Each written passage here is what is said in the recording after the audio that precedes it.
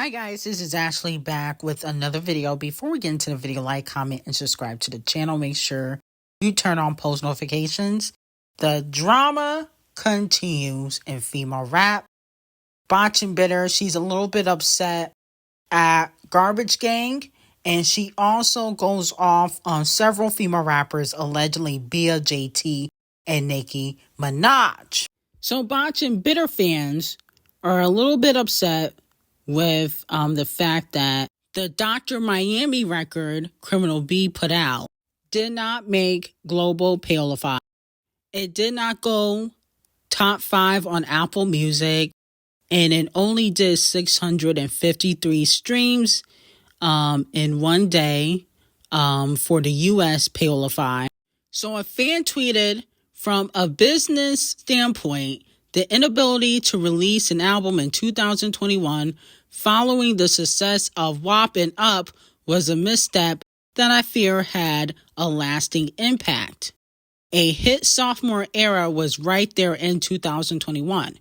Waiting too long has proven to be disastrous for others.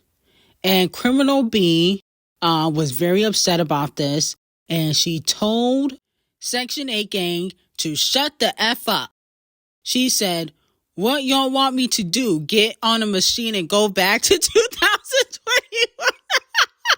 I'm sorry. We here already. Get the album if you want it or not." That's actually a pretty mature response coming from Criminal B. Usually she tells Section 8 Gang to go kill themselves, when they don't like a song or when they talk about her flop records. But a lot of Section 8 Gang is not too happy about Botching Bitter's, numbers when we're talking about her new release, Dr. Miami. They're saying that she waited too long. They're saying that they can't keep talking about her stats from one album, which came out 7 years ago. So they're a little bit upset about Botching Bitter waiting for Nicki Minaj to drop, which she did. Another Botching Bitter fan said Criminal B is really struggling to land one. It's honestly looking spooky for her.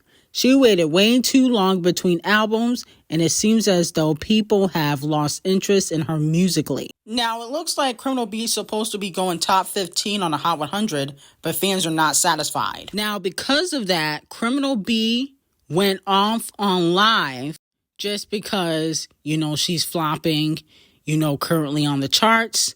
And she decided to call out Bia, Nicki Minaj, and JT for ganging up on her. And she said she got receipts. Always drop receipts. But I feel like I'm at the point that I feel like I don't gotta be dropping receipts. I don't gotta keep proving myself or trying to make a point. You know what I'm saying? Especially to these bitches. But y'all getting me this close to dropping receipts on my projects and everything. Cause y'all getting a lot of nerves. And on top of that, not only that, but drop these conversations that I have with you bitches. Cause honest truth, them conversations is embarrassing. You bitches gonna look fucking crazy if I drop these fucking conversations. Stop testing me. Stop trying me. You bitches got my number. Stop doing internet shit. Okay. So fans are saying that this is a warning to Bia and JT, especially Bia, because Bia used to be Team Cardi B. I talked about why Bia and Cardi B fell out after the Whole Lot of Money remix featuring Nicki Minaj came out. And JT also used to be cool with Cardi B. But fans are also saying that she got receipts on Nicki Minaj that she might expose because last year after Pink Friday 2 dropped, Criminal B responded to a tweet Nicki Minaj posted. Nicki Minaj posted a Michael Jackson meme when Cardi B was going off on Off the Cheat last year and crying on live. And Cardi B tweeted, "Take your man to the park and leave me the F alone." Okay? And I don't think Nicki responded to that. Okay? And fans are saying that Cardi B got information on JT and Bia and Nicki Minaj ganging up on her. She got some receipts about that because yesterday she went off about female rappers, basically teaming up on her. Her name is Cardi K. And the reason why I call this song Cardi K is because I did the song. I said it in an interview. I was really angry. I felt like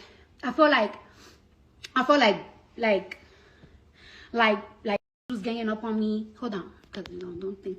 But I feel like bitches was ganging up on me, and I feel like I was very underestimated. Loose Tooth needs to shut the fuck up. First of all, you don't got no receipts. You've been talking about these receipts for years, and she never puts them out. The only receipts you got is from your surgeon, okay? But you don't got no receipts on nobody, okay? Because if you did, you would have been put it out. You always talk about how you got receipts on this person, you got receipts on that person, but then we never see no proof, no evidence. I think that you're upset because you're flopping on the charts and you're trying to act like people are ganging up on you to get the sympathy train rolling. That's what it's coming off to me. So let me know how y'all feel about it. But I think that Criminal B is bluffing, in my opinion. No shade. So Scratch Off and Champagne Thickums with his Dusty Crusty BBL have confirmed that he is smashing Scratch Off's sister Brooklyn. Now, he put out a song with 4 bats that says, what kind of water they serving in Clayco? Okay. And I guess he was referencing Brooklyn. Allegedly, that verse in that song is about her. And then he posted a water bottle that said Clayco, and Scratch Off reposted it. Okay. So a lot of fans are speculating that Scratch Off not only is confirming Brooklyn's relationship with Champagne Thickums, but she's also might be getting a Champagne Thickums collaboration. Let me know how y'all feel about that. Now, that's going to be very interesting because Scratch Off has talked about Nicki Minaj's family, but we already know Champagne Thickums don't really mess with Nicki like that. So I honestly wouldn't even be shocked. But it's so funny. She can repost Champagne Thickums, but you can't repost 21 Below Average. She quick to repost and talk about everybody else's marriages and relationships. She was talking about Kenny and Nicki Minaj throwing shade. But this hoe has been sleeping with 21 Below Average for years, but you can't repost nothing on his page. You can't confirm no relationship you've been in because you've been sleeping with married men, but you gonna confirm a relationship that your sister is in? That's corny. But like I told y'all before, and I tell you guys this all the time, Scratch Off is a clout chaser, okay? She knows Champagne Thickums has a lot of clout, and that's why she's willing to, attach herself to Champagne Thickums to not only try to get underneath Nicki Minaj's skin, but also she knows that she can possibly get a hit from Champagne Thickums. She knows she's not getting a hit with 21 Below Average. They already collaborated on Wheelie, which flopped. Okay? So with that being said, this is why she's willing to attach herself to Champagne Thickums. She's a clout chaser. Okay? That's why her career is on Floppiana now. She can never stand alone. Now, Doja Cat fans, the kitty litters, are calling out Criminal B for allegedly copying one of Doja Cat's looks. It was Doja Cat's look for the Video Music Awards, and people are saying that Cardi B not only copies Nicki Minaj's face, but she also copies Doja Cat's looks. Let me know how y'all feel about that. I can see that. I can see her copying Doja Cat because I think the reason why she started doing the thin eyebrows is because she saw Doja Cat and JT doing it. She wasn't doing that before like that. She just started doing the really thin eyebrows. And I think she's trying to do these crazy half-naked looks to copy Doja Cat. Because Doja Cat has done similar looks. So she's trying to do things for shock value so people can watch her music videos and tune in to see her botch booty. but unfortunately, it's still not going to help her chart. Okay? So I definitely agree that I do feel like she has copied Doja Cat and JT. And then her and her crusty stylist be trying to take credit for everything. It's like, you guys did not make that up. You guys took inspiration from other artists like you usually do. Just how she takes, lyrics from other writers and pretends like it's hers. Now, fans are speculating that Queen Bee and Bruno the Cokehead and Gambler, because, he owes $50 million for his gambling addiction, are doing a collaboration. If you guys remember, they performed at the Super Bowl together in 2016, and he recently posted a picture with a cowboy hat and a similar belt Queen Bee has worn for one of her Ivy Flop commercials. Let me know how y'all feel about that. I'm not really here for a Bruno and Queen Bee collab though. I feel like it's not 2016 now. If this came out in 2016, 2017, I would be here for it. But I don't know if I care in 2024. Okay? Now, if it was a Queen Bee and Ariana collab, Queen Bee, Riri, I think that, those collaborations more likely to break the internet. I still think that the collaboration between Queen Bee and Bruno would be successful, because he usually gets a lot of payola, but I just don't know if I would really care. And he doesn't really do country. I know he can probably adapt to country, but I don't know. I feel like it would sound weird, okay, for country. Now, if they do an R&B collaboration, that would be fire. So if it's R&B, I'm here for it. Country, absolutely not. So let me know how y'all feel about it. Hopefully, she does collaborate with some black artists on her country album. I think it's only right. And also, the Chart Obsessed Racist has beat out Queen Bee for total votes for who will win Album of the Year in 2025. A lot of people believe that the Torture Poets Department will end up winning Album of the Year with 484 votes. Queen Bee coming in at number 2 with 190 votes. Casey McGraves has 60 votes. I think she is a country singer. And unfortunately, Ariana is at number 4. I don't know if Ariana deserves Album of the Year. I don't think it should be number 4. I think, it should definitely be contender for top 2, or top 3. I mean, the Chart Obsessed Racist and Queen Bee's album is not even out yet, but everybody wants them to win Album of the Year because Queen Bee has never won Album of the Year, and the Chart Obsessed Racist usually always win Album of the Year. So let me know how y'all feel about it. I don't think Queen Bee or the Chart Obsessed Racist deserve to win. No shade. Now, Botch and Bitter also said that she has made more than $80 million in her whole career. That the net worth you see on, I think is Google, is not accurate. Okay, so let's take a listen. A quick Google search says that your net worth is $80 million.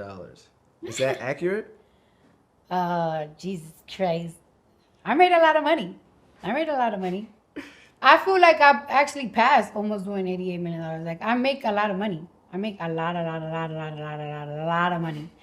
So let me know how y'all feel about that. Do you believe Botch and Bitter? She said that she thinks it exceeds 80 million and she made a lot of money. I'm like, how when you haven't done a tour, okay, and you only have one album? But she do get a lot of brand deals. So maybe she talking about the brand deals and investments that she possibly has. But other than that, I'm like, it definitely ain't in regards to music, because you barely put music out. And your recent music not really selling like that. So it's very interesting to see. So let me know how y'all feel about it, if you guys think that she lying or not. Now, here comes Offbeat Carisha trying to drop more music. I can't wait till she go back to being Diddy's concubine. You're better off as a piss drinker than you are a rapper. The rapping gotta go. Mama, you pretty with no makeup. Ha! These hoes can't fuck with you. Hoes can't fuck with me. These hoes can't fuck with me. She sounded a fucking mess. You can't sing, Carisha. Stop it. Okay? And these hoes can fuck with you. JT has already surpassed you musically. She's more talented than you. And unfortunately, you're complicit to Diddy's crimes. So you're always going to be looked at a certain way. Nobody cares what pissy Carisha has to say. Let the rapping thing go and become an influencer or a IG model. Okay? Nobody wants to hear you rap with that nasty yellow tongue. Sorry. I hate to break it to you. I think it's better off if you retire. No shade. Now, it looks like Ariana Grande has officially sold 224,000 first week, okay? A little less than Pink Friday 2, which is honestly a little bit shocking, but this is still really good for Ariana, okay? Because it wasn't looking too good a few days ago. But I'm glad that she's selling over 200,000. I still give the album a 7 out of 10. But Ariana should be doing like 300,000 in my opinion. The Chart Obsessed Racist has already sold 150,000 for her new album coming out in April. I'm like, damn. Okay. And y'all always compare Ariana to the Chart Obsessed Racist. So that's why I thought she was going to do at least 300. But this ain't bad. This is actually really good for Ariana. And then on top of that, she is going number 1 on the Hot 100, I believe, with the song We Can't Be Friends. So that's another W. Going number 1 on the 200 album chart and on the Hot 100 is a W.